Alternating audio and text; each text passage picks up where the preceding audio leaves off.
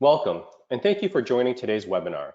The topic of our webinar today is COVID-19, continuous disclosure obligations and considerations for issuers.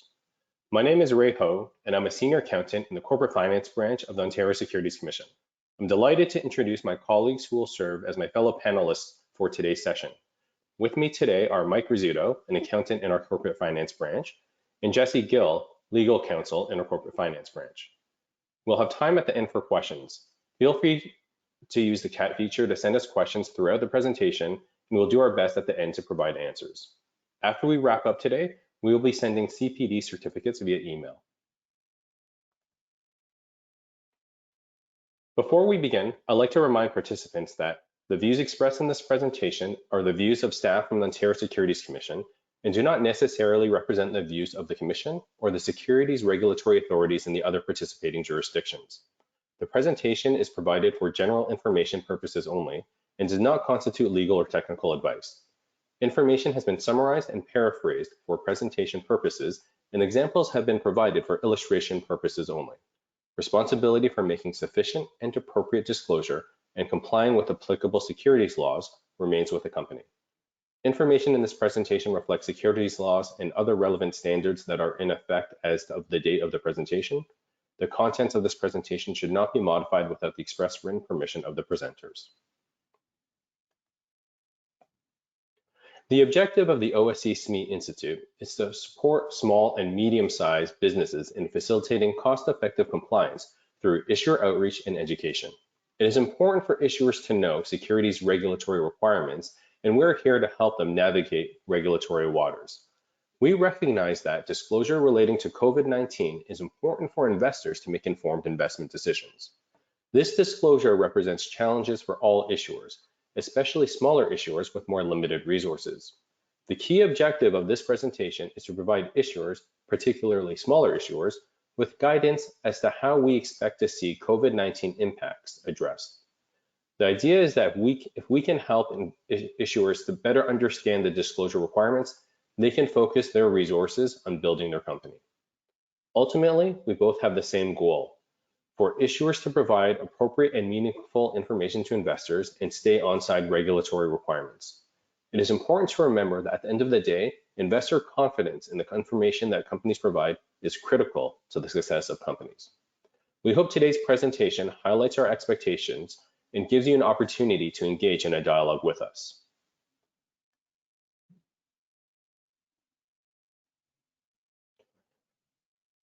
Current economic conditions as a result of COVID-19 have presented more than normal challenges for many reporting issuers in preparing their financial statements in management's discussion and analysis. Because of the unusual economic conditions, staff of the Ontario Securities Commission are highlighting some specific areas for which disclosure will likely be important to help investors understand the risks and circumstances facing reporting issuers as a result of the current COVID-19 pandemic. The current economic uncertainty and financial market volatility make it especially important for issuers to clearly disclose the current and anticipated impacts of market conditions on their respective operations, financial condition, liquidity, and future prospects. We will outline high-level guidance for small and medium-sized issuers to disclose and report on any effects that the current COVID-19 pandemic is having on your respective businesses, financial condition, cash flows, and financial performance. Before we dive into these specific areas of disclosure, we would like to emphasize the following underlying messages for the disclosure topics in this presentation. First, aligned with our organizational focus on reducing regulatory burden, the guidance provided today does not represent any new reporting requirements for reporting issuers, but instead reflects COVID-19 disclosure implications on the existing disclosure requirements. Second, there's no one-size-fits-all model for reporting issuers to follow when assessing the disclosure implications of COVID-19. The resulting business impacts, effects on financial performance, and specific risk factors resulting from COVID-19 will differ not only by industry and geography, but also even reporting issuer. Key areas of focus for this presentation will be on reporting issuers' annual and quarterly reporting obligations, with a specific focus on the COVID-19 implications within issuers' management discussion and analysis, financial information, as well as material change reports. While COVID-19 has no doubt had a widespread impact on your company's operations and disclosure, today we will be primarily focusing on the following areas of the MD&A financial information and MCRs that we believe will be most affected by the impacts of COVID-19 for most reporting issuers. We're going to talk about discussion of operations, liquidity and capital resources, forward-looking information, risk factor disclosure, significant judgments and estimation uncertainty, impairment considerations for non-financial assets, non-GAAP financial measures, and material change reporting.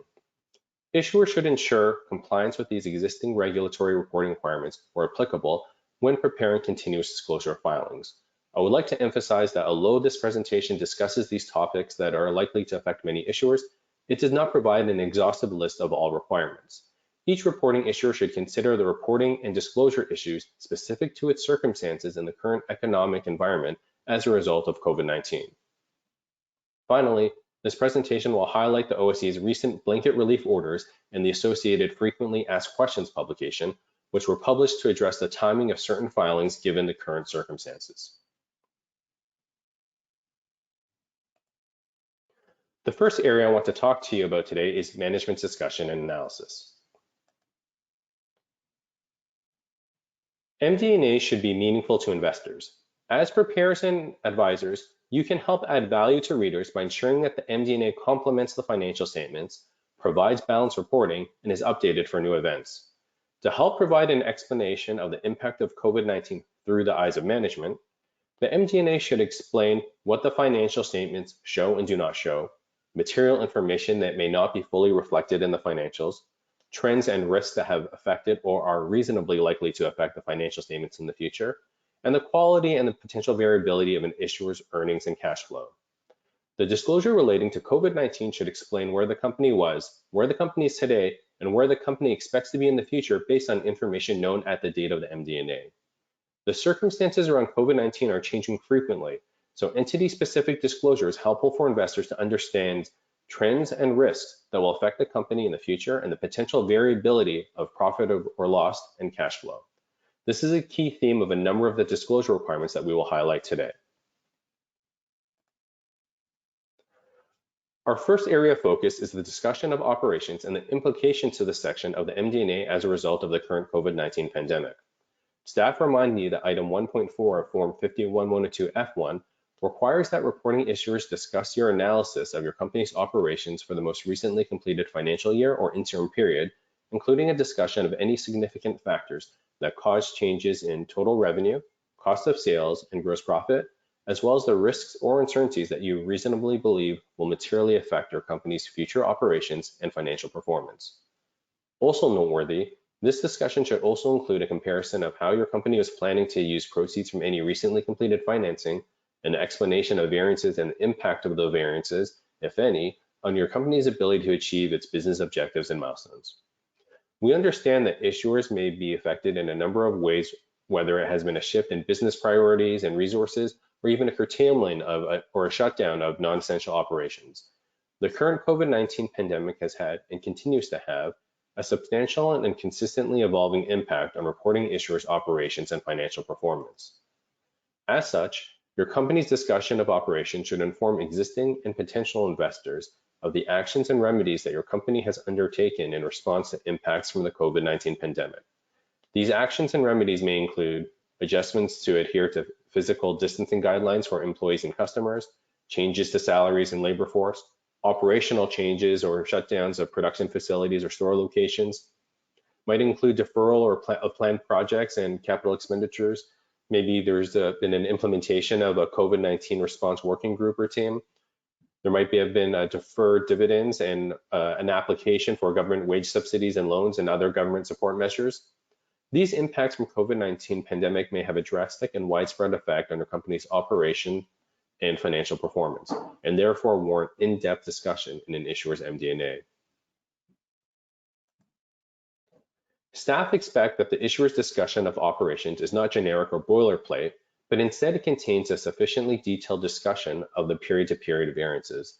Simply repeating variances that can be calculated from the financial statements does not help investors understand the results.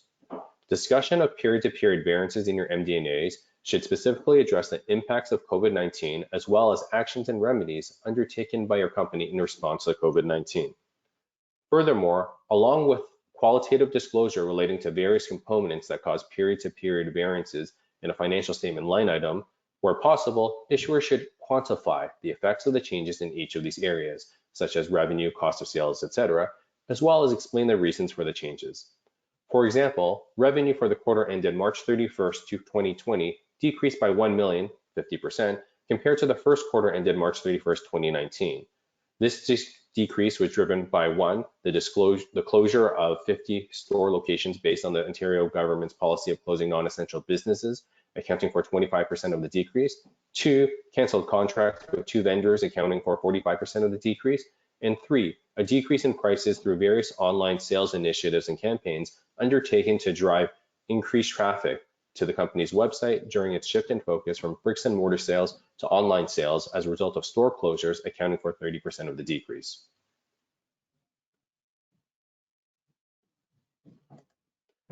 This next slide outlines a sample of questions that reporting issuers should ask themselves when preparing the discussion of operations sections within their MD&As.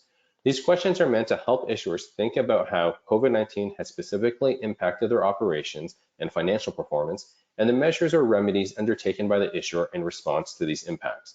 For example, how has the demand for products and services been impacted by COVID-19? How have costs, including changes in prices, been impacted? Do you have increased sanitation costs or costs to enforce physical distancing? What's the overall strategy or changes to strategies, including cost savings measures, restructuring initiatives, or a realignment of operational financial resources? How has the company addressed workplace health and safety? Have the company's customers, supply chain, or distribution channels been affected as a result of COVID-19? Have there been constraints or bottlenecks on the receipt of supplies or delivery of products? How has the company's human resources, operating expenses, and internal controls been impacted?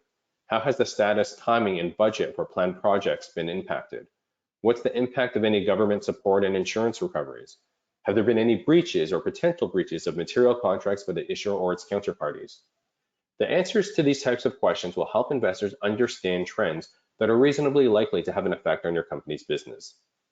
I would like to emphasize that while several of these questions are likely to affect many issuers, it is in no way an exhaustive list of all the specific implications COVID-19 may have had on your specific company's operations and financial performance.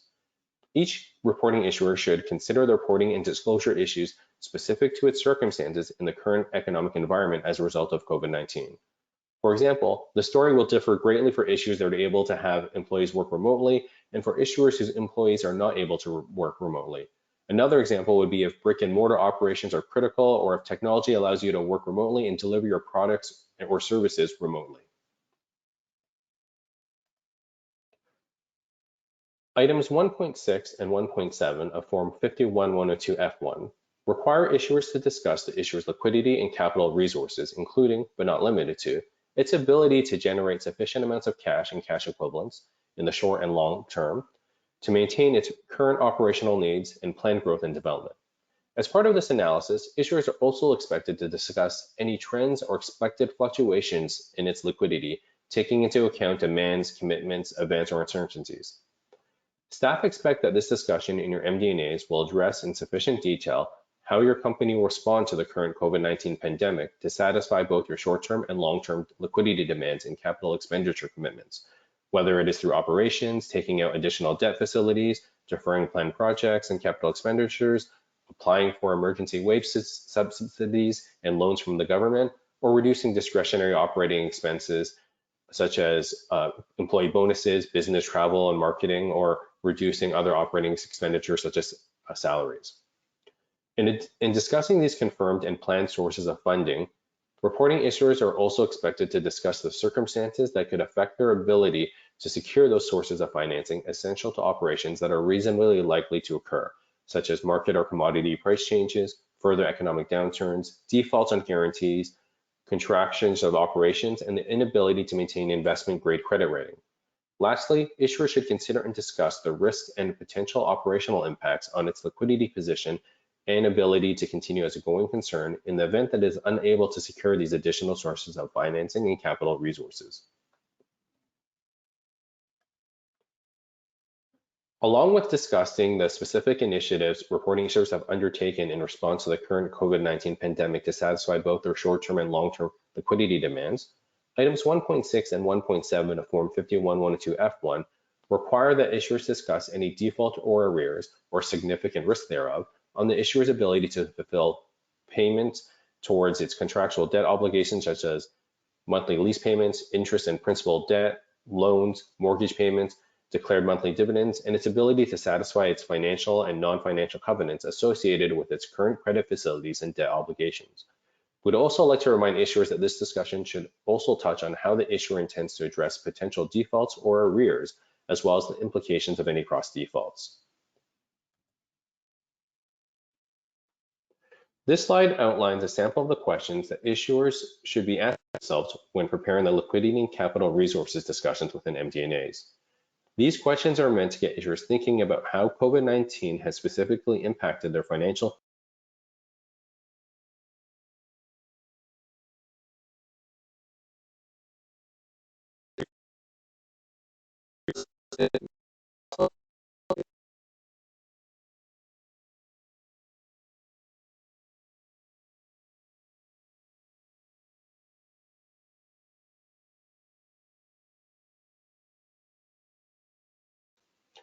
Is your company eligible for subsidies and/or funding from government programs? Has the cost of or access to capital changed for your company? Do you expect COVID-19 to negatively affect your company's ability to satisfy contractual liabilities such as lease payments, principal and interest payments for debt, etc.? What's the impact on expenditures required to maintain capacity for planned growth or development activities?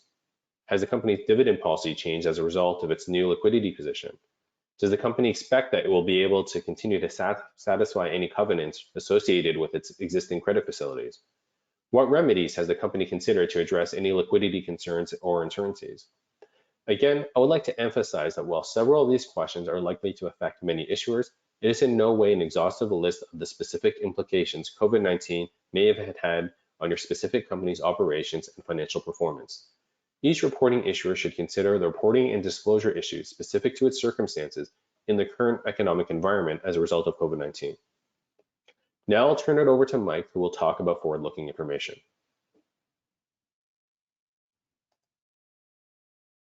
Thanks, Ray. The next area of focus is forward-looking information, or FLI, and the implications of COVID-19. Specifically, we will consider how COVID-19 impacts whether your company has a reasonable basis for disclosing FLI in its prospective continuous disclosure filings, as well as updating, correcting, and/or withdrawing previously disclosed FLI to address the events and circumstances that have occurred that are reasonably likely to cause actual results to differ materially from the FLI. Issuers are reminded that their disclosure obligations with regards to FLI, including future-oriented financial information and financial outlooks, can be found in Parts 4A, 4B, and 5.8 of National Instrument 51-102, with additional guidance published in OSC Staff Notice 51721, Forward-Looking Information Disclosure. There are some key requirements that we would like to highlight for you to consider. First, a reporting issuer must not disclose FLI unless the issuer has a reasonable basis for the FLI.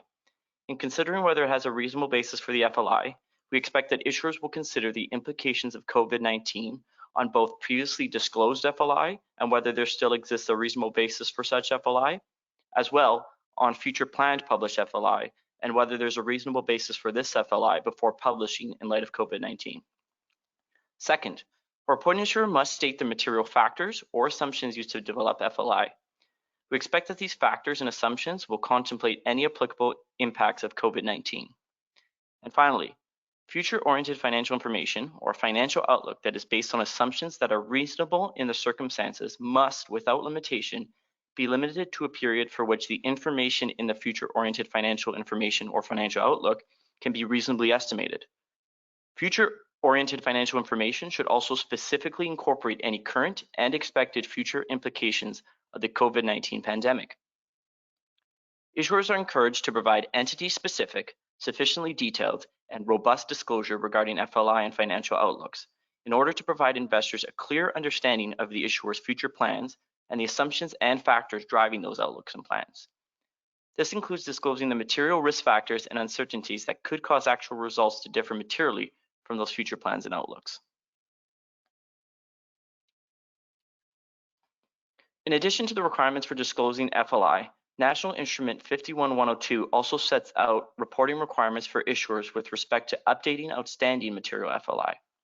A reporting issuer is required under Section 5.8 of National Instrument 51102 to discuss in the MD&A or in a press release events and circumstances that are reasonably likely to cause actual results to differ materially from previously disclosed FLI. The expected differences must also be disclosed. For example, economic and market events as a result of COVID-19 may cause actual results to differ materially from previously disclosed material FLI. This also includes any guidance or financial outlooks previously published by issuers in their prior continuous disclosure filings and press releases.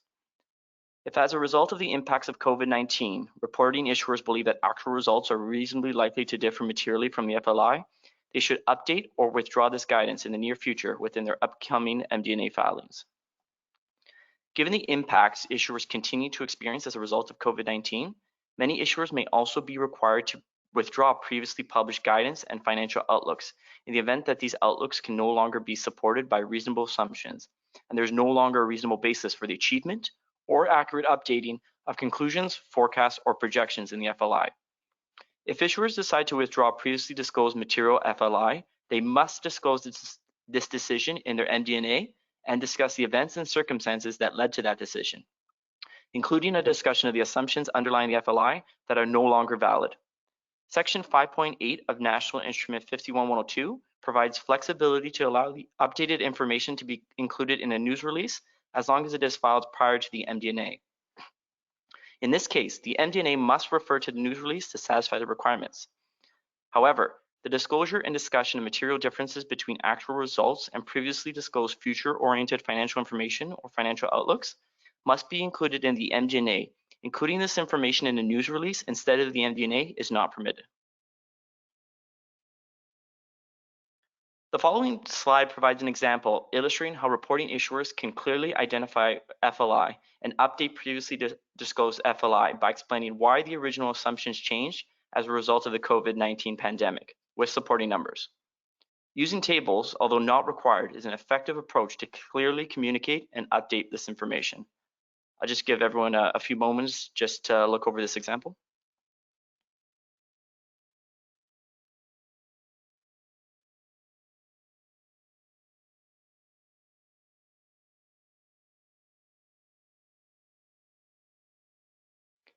Similar to the previous focus areas of this presentation, this slide outlines a sample of questions that issuers should be asking themselves when contemplating disclosing FLI, including future-oriented financial information and financial outlooks or guidance. So for example, is there a reasonable basis for disclosed FLI after considering the impact of COVID-19? Are the assumptions reasonable and entity-specific, and are they disclosed? Have risk factors that cause actual results to vary been identified? Have users been cautioned that actual results may vary from FLI, especially as a result of the impacts of COVID-19? Has COVID-19 impacted your company's overall outlook for its future operations and liquidity position? Has previously issued FLI been updated as a result of any impacts of COVID-19? And have decisions to update or withdraw material FLI been adequately and promptly communicated to the market? Again, I'd like to emphasize that while several of these questions are likely to affect many issuers, it is in no way an exhaustive list of the specific implications COVID-19 may have had on your specific company's operations and FLI. Each reporting issuer should consider the reporting and disclosure issues specific to its circumstances in the current economic environment as a result of COVID-19.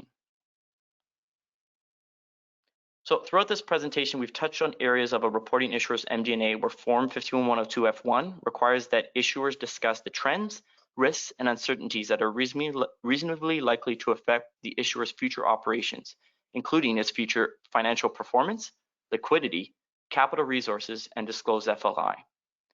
Furthermore, we'd like to remind issuers of their disclosure obligations within Item 5.2 of Form 51102F2, Annual Information Form, which requires that issuers disclose the specific factors relating to their respective business.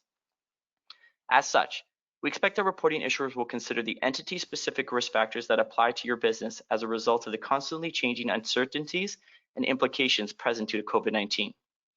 We expect that these risk factors will span across numerous facets of your business, whether that be your supply chain, business continuity planning, financial condition of your major customers, reduced operation or closure of non-essential services, or your access to and cost of capital. This slide outlines just a small subset of some of the risk factors that may apply to your company's business as a result of COVID-19. Please note that this does not represent an exhaustive list. Furthermore, as we noted at the beginning of this presentation, I'd like to emphasize that there is no one-size-fits-all model for issuers to follow when disclosing risk factors associated with COVID-19 in their AIF and MD&A filings. The resulting business impacts, effects on financial performance, and the specific risk factors resulting from COVID-19 will differ by industry, geography, and even reporting issuer. Therefore, staff expect that reporting issuers will avoid boilerplate language in their risk factor disclosure and will instead disclose in sufficient detail the specific risk factors associated to their own business as a result of COVID-19, whether those be related to financial, political, economic, or even operational impacts. As conveyed in this presentation already, staff expect that reporting issuers will incorporate their discussion of the impacts of COVID-19 throughout their upcoming continuous disclosure filings, including within the discussion of operations, liquidity and capital resources, critical accounting estimates, and forward-looking information. This slide outlines just a sample of questions that issuers should consider when contemplating disclosing specific risk factors related to COVID-19.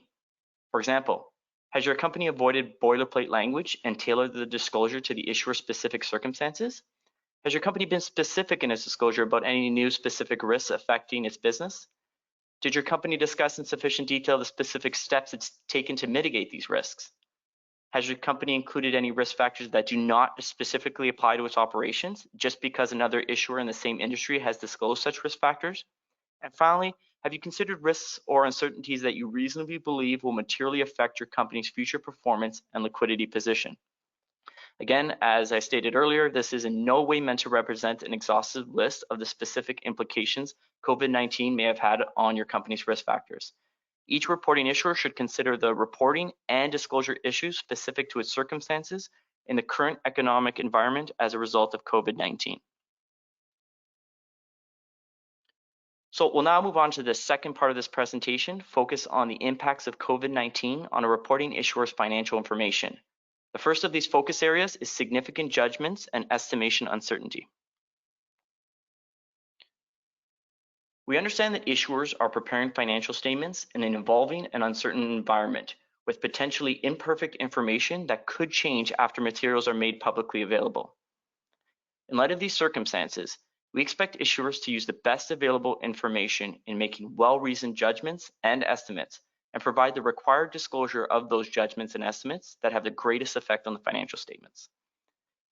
Considering the evolving and uncertain economic environment, issuers with similar circumstances may have different judgments and estimates based on the information available, which is why detailed entity-specific disclosure in an entity's annual and interim financial statements is of great importance. Finally, as a reminder, as new information becomes available, issuers must consider whether their judgments and estimates need to be updated and prospectively reflected in their financial statements. Depending on an entity's specific facts and circumstances, potential areas of significant judgment or estimation uncertainty could include the following. Assessing going concern, including projections of cash flows, or measuring impairment, including developing probability-weighted cash flow projections for measuring the recoverable amount of non-financial assets or estimating expected credit losses for accounts receivable. Developing significant inputs into fair value calculations, particularly for those inputs that are not observable. Determining the extent of government assistance eligibility, including the nature and amount.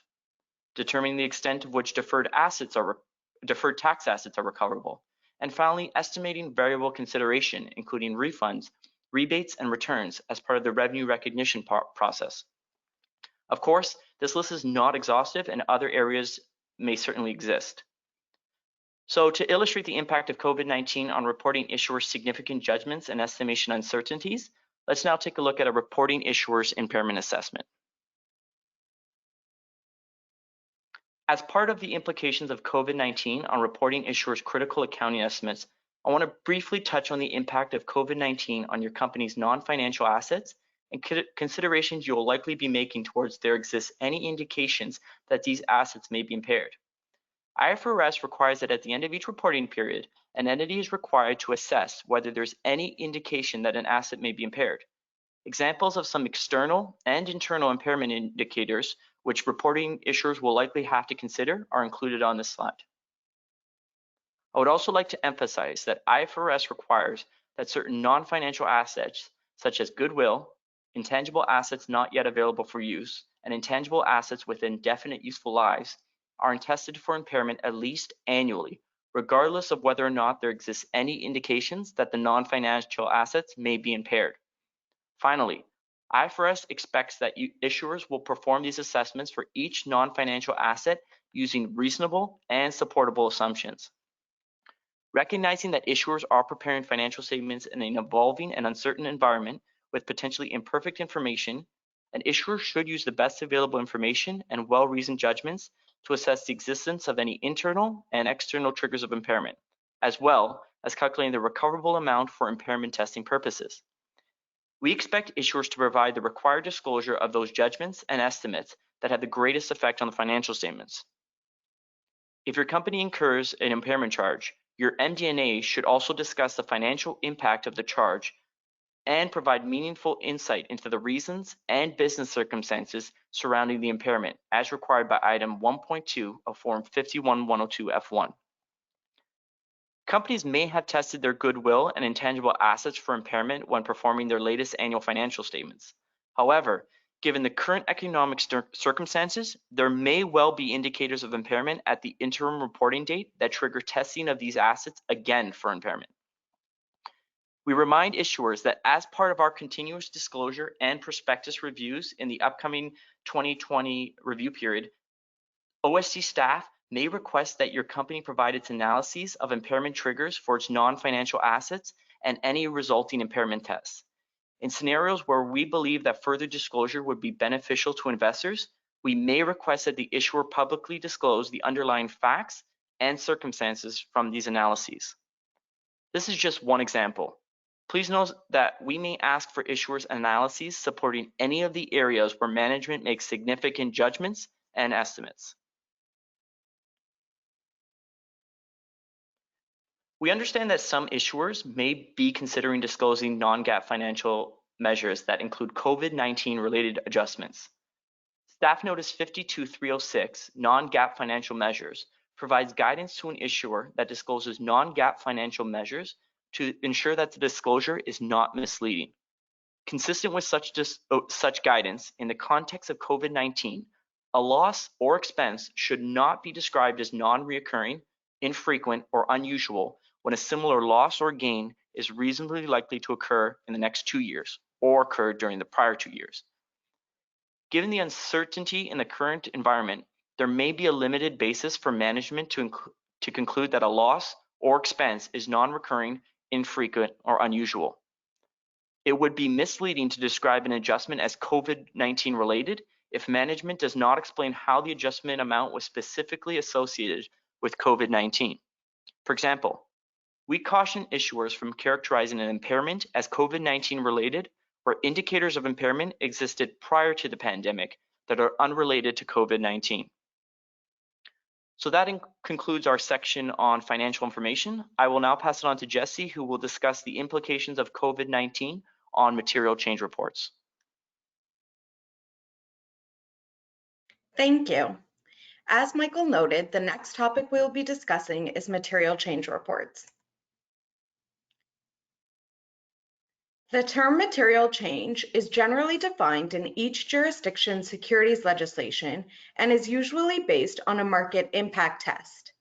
A material change under Canadian securities law is generally considered to include any change in the business, operations, or capital of the issuer that would reasonably be expected to have a significant effect on the market price or value of any of the securities of the issuer. The definition presented on this slide comes from the Securities Act, Ontario.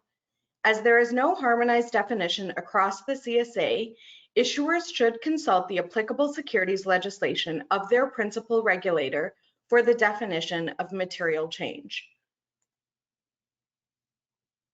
If there is a material change to the affairs of a reporting issuer, Canadian securities laws require that the issuer, 1, immediately issue and file a news release disclosing the nature and substance of the change, and 2, within 10 days of the date on which the change occurred, file a material change report in accordance with the requirements of Form 51-102-F3. Issuers and their directors and officers should continue to stay abreast of and gather reasonably available information concerning the evolving status of COVID-19 in order to be able to properly understand the risks and consider any material impacts or anticipated material impacts of COVID-19 to their business and assess whether their current disclosure adequately provides security holders with a full, clear, and plain understanding of such material impacts.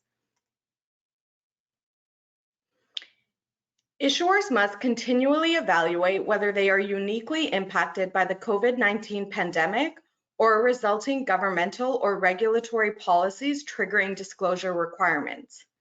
For example, while the recent dramatic drop in commodity prices has been widespread, the particular impact on an issuer, given its production mix and liquidity and capital requirements, should be assessed with a view to what specific disclosure is required by the issuer. Some examples of potentially material information include significant disruptions to an issuer's workforce or operations, supply chain delays or disruptions that are critical to an issuer's business, changes in credit arrangements, or suspension of exports. Again, these examples are in no way meant to represent an exhaustive list of material information or changes resulting from the COVID-19 pandemic. Each reporting issuer should consider the reporting and disclosure issues specific to its circumstances in the current economic environment as a result of COVID-19. So next we will be discussing the temporary conditional blanket relief orders issued as a result of COVID-19. As you may be aware, as a result of the COVID-19 pandemic, the CSA has published temporary blanket relief, which provides a 45-day extension for certain continuous disclosure filings normally required to be made by issuers on or before June 1st, 2020. This relief is substantially harmonized across the CSA and includes financial statements, MD&A, AIFs, technical reports, and business acquisition reports. Issuers relying on the 45-day extension must comply with the conditions of the blanket order. An issuer relying on the 45-day extension must issue a news release as soon as reasonably practicable and prior to the applicable filing date, disclosing each requirement for which it is relying on the extension. The conditions to the extension differ by category of regulatory requirement. Issuers interested in the blanket relief should carefully review the blanket order to understand the applicable conditions associated with each category of relief. A key condition for issuers that rely on the 45-day extension for annual and interim filings is the requirement to issue a news release in advance of the normal filing deadline that discloses 1, that its management and other insiders are subject to an insider trading blackout policy. 2, the estimated date by which the required disclosure is expected to be filed. And 3, an update of any material business developments since the date of the last annual or interim financial statements that were filed, or confirmation that there have been no material business developments since that date. Issuers relying on the extension for annual and interim filings are also required to provide updates to the market no later than every 30 days after the first day of the extension period, disclosing any material business developments or confirming that there have been no material business developments since the last update.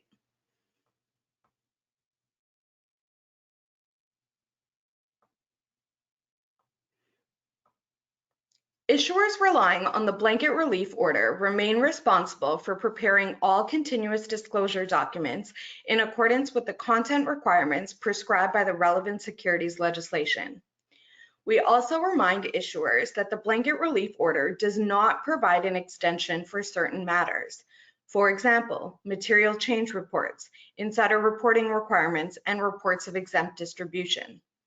Issuers are also reminded of the prohibition against filing a preliminary or final prospectus until the continuous disclosure record of an issuer is current.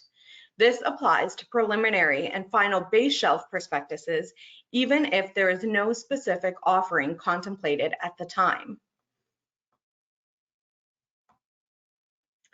Under securities legislation, reporting issuers must meet several deadlines tied to sending investors a management information circular for their annual and general meeting. These include requirements to file executive compensation disclosure in accordance with the requirements of Form 51-102-F6 within a certain time period of an issuer's year end. We understand that as a result of COVID-19, many reporting issuers are postponing their annual general meetings. In light of the annual meeting delays and the corresponding delay in sending management information circulars, the Executive Compensation and Delivery Matters Blanket Relief Order provides reporting issuers with temporary relief from the requirement to file executive compensation disclosure within a certain time period of an issuer's year end.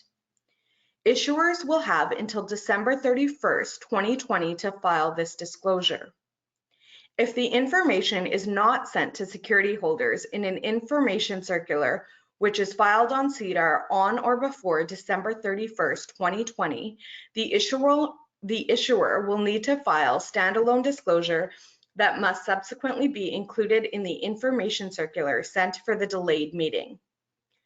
Issuers that intend to delay filing their executive compensation disclosure must, among other things, first issue a news release disclosing that they intend to do so. Issuers should consult the blanket order issued by their principal regulator to ensure that they comply with all conditions for the relief. Securities legislation also requires that reporting issuers that have not sent an annual request form must, within 140 days of their year end, send copies of their annual financial statements and MD&A to investors. Upon request, reporting issuers must also send copies of their annual or interim financial statements and MD&A to investors. The Executive Compensation and Delivery Matters Blanket Order also provides temporary relief from the requirements to send these documents to security holders.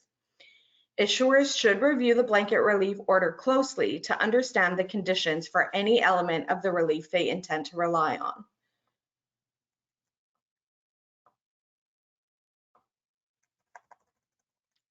So, final thoughts. We understand that issuers are preparing disclosure in an ever-changing environment with potentially incomplete information or resources. We also recognize that the actual impact of the COVID-19 pandemic will depend on many factors beyond a company's control and knowledge. We are sensitive to the challenges that issuers are facing, and we encourage issuers to reach out to their principal regulator with any questions regarding compliance with continuous disclosure obligations. The OSC and many other securities regulatory authorities have dedicated web pages providing up-to-date information and resources for COVID-19 related matters. We encourage you to visit these pages for more information. I will now turn it back over to Ray, who will introduce the Q&A portion of today's session. Thanks, Jessie. And that concludes our session for today. Before we proceed to the Q&A portion, I'd like to draw your attention to the appendix in our slide deck, which contains contact information for today's presenters. Please note that while staff are happy to answer questions, this does not replace the advice of independent third-party advisors, as we are, of course, not the attendees' advisors. Also, as I mentioned at the outset, we will be sending CPD certificates via email after the session. So thank you again for joining today, and please stay online for the Q&A, which will begin shortly. Please note that there may be brief delays as we review and respond to questions on a real-time basis.